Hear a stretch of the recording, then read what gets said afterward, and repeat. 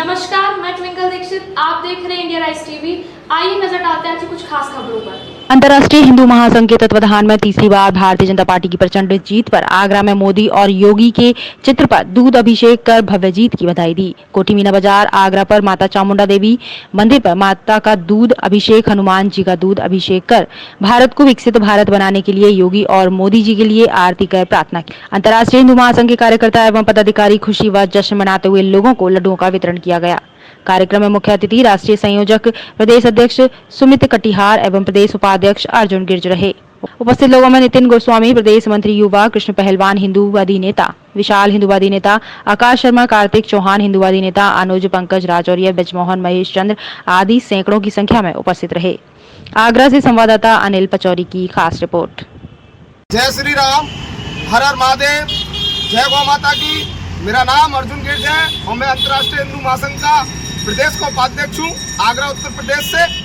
सरकार बनने का किस तरीका का कारण रखा गया? आज देश के यशस्वी प्रधानमंत्री दामोदर भाई नरेंद्र मोदी जी तीसरी बार पुनः प्रधानमंत्री बन रहे हैं और देश आज इतनी विश्व में के अंदर खुशियां मना रहा है क्योंकि आज हिंदुओं की सरकार है, सनातन संस्कृति की सरकार है जो देश के झंडे को बुलंद सनातन संस्कृति को करे हुए हैं मोदी जी और योगी जी।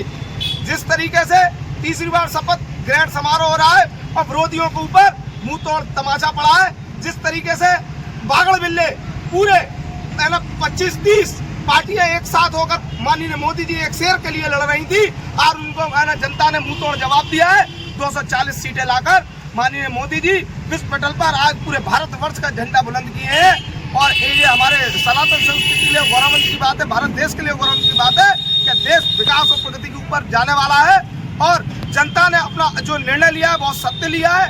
माननीय योगी जी ने जिस तरीके से उत्तर प्रदेश के अंदर क्राइम मुक्त भारत किया, जिस तरीके से मोदी जी ने योगी जी ने जिस तरीके से भ्रष्टाचार पर कार्य किया, जिस तरीके से सनातन संस्कृति ये काम किया, राम मंदिर के लिए काम किया, तो आज पूरा भारतवर्ष इस खुशियों को मना रहा है।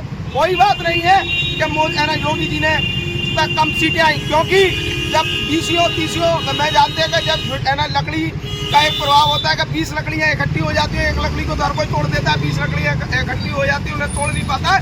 मगर योगी जी मोदी जी ने और योगी ने जिस तरीके से लकड़ी तोड़ने का काम किया है, अकेले ही 20 लकड़ियों को तोड़कर एक साइड कर दिया और पुनः सरकार प्रधानमंत्री जी की शाम 7 बजे बनने जा रही है और उसके बाद देखिए पूरा भारत उत्तर प्रदेश पूरा देश विकास की ओर प्रगति की ओर चलेगा। विधानसभा की तैयारियां बहुत जोर तोर से है।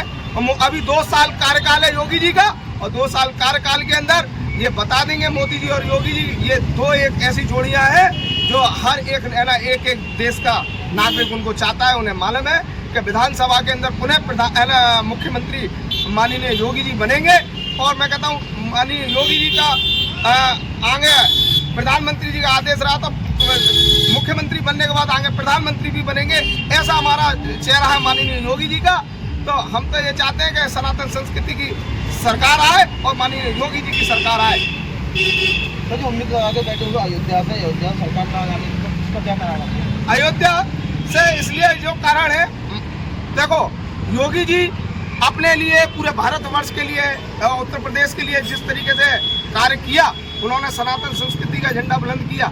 कहीं डिफेक्ट खाया क्योंकि विरोधी इतने ताकत में आए कि कहीं ना कहीं उनकी बातों को भ्रमित करके योगी जी के कार्य को दबाकर उन्होंने जैसे कि अभी कहा कि 85,000 रुपए खाते में आएंगे, तो जनता वहां पर विचलित हो गई और कांग्रेस दोनों कहते हैं कि एक कोठी चोर था और एक पूरा देश का चोर था। दोनों चोरों ने मिलकर सरकार बनाने की प्रयास तो बहुत किए मगर सरकार बना नहीं पाए और लोगों को भ्रमित किए कि 85,000 खाते में देंगे।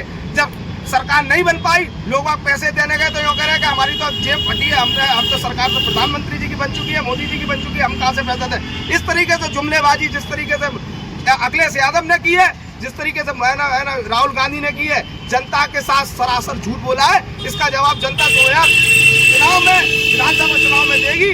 जुमलेबाजी बिल्कुल नहीं चलेगी। जो योगी जी कार्य करते हैं देश के लिए, सनातन के लिए विश्व पटल पर ले जाने का काम कर रहे हैं, कभी आपने नहीं देखा होगा कि पूरे विश्व के प्रधानमंत्री मुख्यमंत्री हिंदुस्तान के अंदर एकत्रित माननीय मोदी जी ने G20 का कार्यक्रम किया और पूरे बड़े बड़े देश के प्रधानमंत्री मुख्यमंत्री राष्ट्रपति जैसे लोग यहाँ पर आज यहाँ पर आए और मोदी जी ने सबको अपना बनाने का काम किया है। तो ये देश को ताकतवर बनाने का काम जिस तरीके से कर रहे हैं, ये बहुत गौरवंत की बात है। आपका हिंदुवादी संगठन है, आप अपने हिंदू की संगठन के बारे में और अंतर्राष्ट्रीय हिंदू महासंघ संगठन है, उसके लिए आप हिंदू के लिए क्या देना चाहेंगे? मैं कहना चाहता हूँ कि अभी राम मंदिर बना है, अभी हमारी मथुरा और काशी बाकी है, और हिंदुत्व का काम हम अंतर्राष्ट्रीय हिंदू महासंघ भारत पूरे राष्ट्र के अंदर पूरे राष्ट्र के लिए काम कर रहा है। पूरा हर एक कार्यकर्ता, जब तक हमारा ये सपना पूरा नहीं हो जाएगा, हिंदू राष्ट्र घोषित नहीं हो जाएगा, संगठन लगातार आवाज उठाता रहेगा और हमारे सनातन संस्कृति को लेकर चलने वाले मोदी जी और योगी जी को साथ में लेकर चलेंगे। हमें मालूम है ये सपना वही पूरा कर सकते हैं, किसी को औकात नहीं है जो इस सरकार का ना जो हमारे सपने को मथुरा और काशी के को पूरा कर सके, क्योंकि हमारे ये तीनों देवी देवता है जो पूरे भारत के अंदर इनको अपना पूजनीय माना जाता है, इनसे सनातन संस्कृति है, तो इनको तो हमें लेकर चलना पड़ेगा। मैं उन हिंदुओं से कहना चाहता हूँ कि वो जाग जाए और अपने देश को पहचाने। कोई देश नहीं रहेगा, धर्म नहीं रहेगा तो आप कहाँ से रहेंगे, क्योंकि हजारों देशों से हिंदू भगाया गया है और आगे आज आबादी अपनी ताकत में एक ऐसे ही दो मात्र नेता है जो ताकत से आपका काम करे। इन्हें ताकत से ताकत मिलाकर, इनको कंधे से कंधा मिलाकर इनके साथ दीजिए, तभी आपके देश ऊंचाई और विकास की ओर प्रगति की। आज मां चामुंडा मंदिर पर जो है माता का दुग्धाभिषेक किया गया है, हनुमान जी का दुग्धाभिषेक किया गया है, प्रसाद वितरण किया गया है और मोदी और योगी दोनों की तस्वीरों को भी दूध से नहलाया गया है, क्योंकि देश की आज़ादी के बाद में ये पहला, उसके बाद में ये दूसरा कार्यकाल है, मतलब दूसरा टाइम आया है जिसमें तीसरी बार लगातार हमारे भारत माँ के शेर नरेंद्र मोदी जी प्रधानमंत्री पद की शपथ ले रहे हैं। तो जो हिंदुत्व की जो लहर थी तो चले थी, जो सीट 400 पार की बात, 400 पार की नारा था, उसको पूरा नहीं उपाय, इसके लिए क्या कहना चाहेंगे?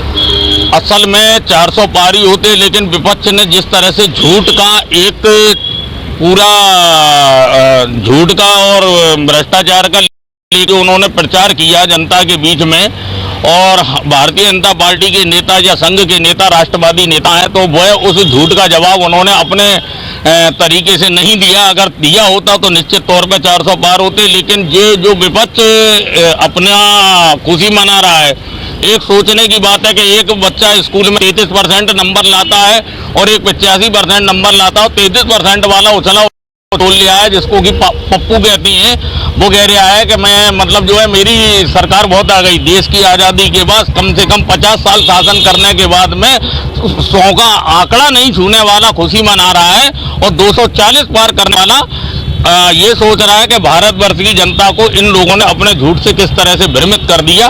लेकिन कोई दिक्कत नहीं है, सरकार बननी नहीं है और सरकार बनने के बाद में सरकार चलेगी।